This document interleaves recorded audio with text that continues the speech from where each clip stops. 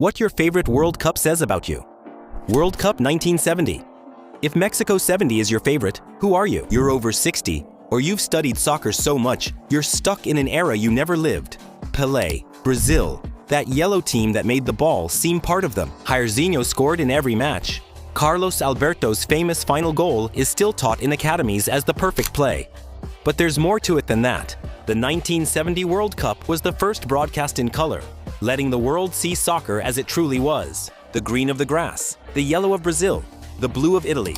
Everything came to life. If 1970 is your favorite and you experienced it, it's because you saw something that was never repeated. Soccer without calculation, stifling defensive tactics, or 11 players staying back for counterattacks.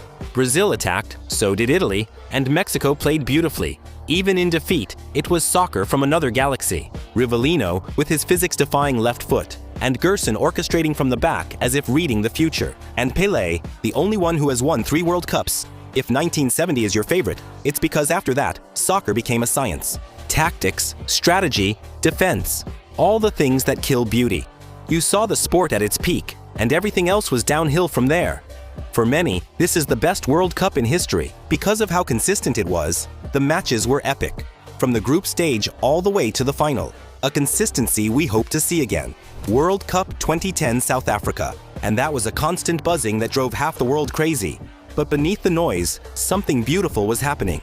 If 2010 is your favorite, you're probably Spanish or believe in impossible stories. Whether you're Spanish or not, we have to admit that this World Cup is remembered with a lot of nostalgia. Hits like Shakira's Waka made everyone vibe to that same World Cup rhythm. Spain had never won a World Cup, generation after generation failing. The ghost of failure following them for decades. And then 2010 arrived, and Iniesta scored in the last minutes. Iniesta, my love. Iniesta, my love. Iniesta, my love. Iniesta, my life. Antonio. It gives you chills, even if you're not Spanish. If 2010 is your favorite, it's because you needed to believe curses can be broken.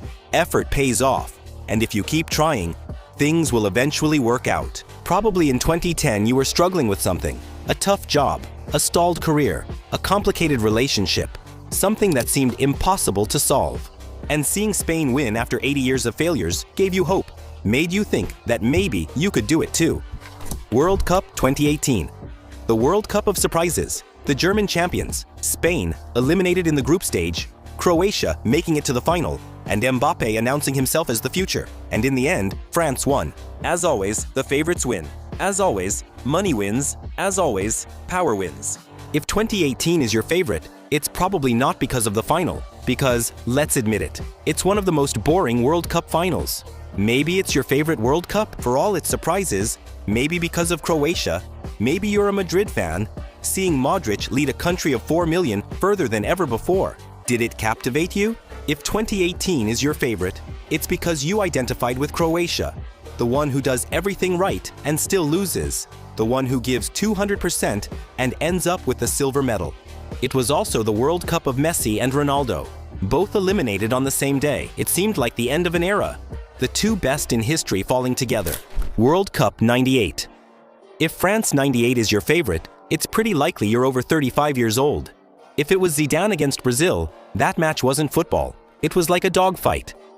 Ronaldo had convulsions just hours before the final. Something already smelled fishy, and we all knew it. But the show had to go on. If this is your favorite World Cup, you were probably a teenager, maybe in middle or high school. That moment when the world still made sense. When the villains lost and the heroes won. And everything fit just as it should. Did you watch the matches with your dad, your uncles, or the friends you thought you'd have forever? World Cup 2006. Germany 2006, the last great World Cup. The last one where football mattered more than the spectacle. Zidane, the best player of his generation, his last match. His moment to retire in glory. Like a true legend, we could say he had the cup in his hands. But I saw a headbutt to Materazzi's chest, and that dream was over. Sent off in his last World Cup final, France lost on penalties. The hero left as a villain. If 2006 is your favorite, you understand something that others don't. Heroes don't exist. There are only people trying to survive. Sometimes just a spark or a jab can make someone explode at the worst moment. Zidane's headbutt didn't ruin your favorite World Cup. It actually made it your favorite. Because it was the exact moment when you understood that even the best lose control of the situation, and that sometimes a bit of drama is necessary for something to become legendary. You realized pressure breaks everyone, and being human means you're always a second away from ruining everything. World Cup 2014 in Brazil was the best I've ever seen, held in the home of football, which made the football vibe truly palpable.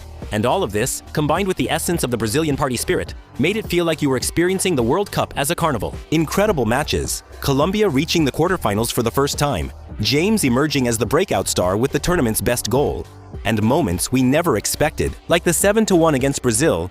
Germany didn't just win, they humiliated, destroyed, annihilated Brazil in their own home. Children crying in the stands, adults with a blank stare, the national trauma happening live.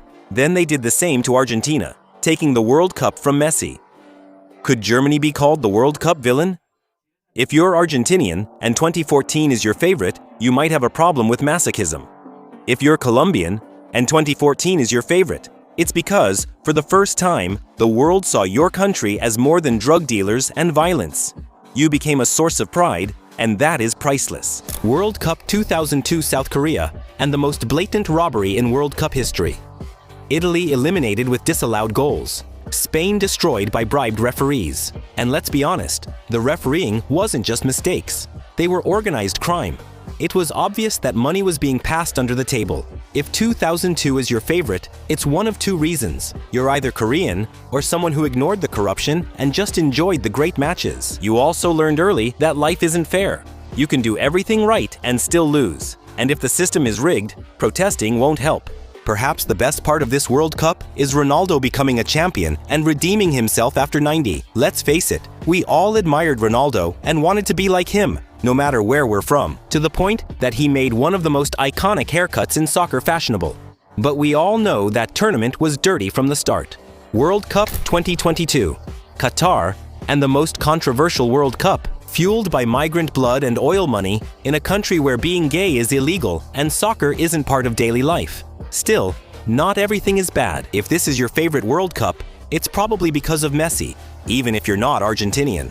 You didn't care about the controversy, the deaths, or anything except watching the greatest finally win what he was missing, right? Everyone who says it was a rigged World Cup by Infantino is simply jealous.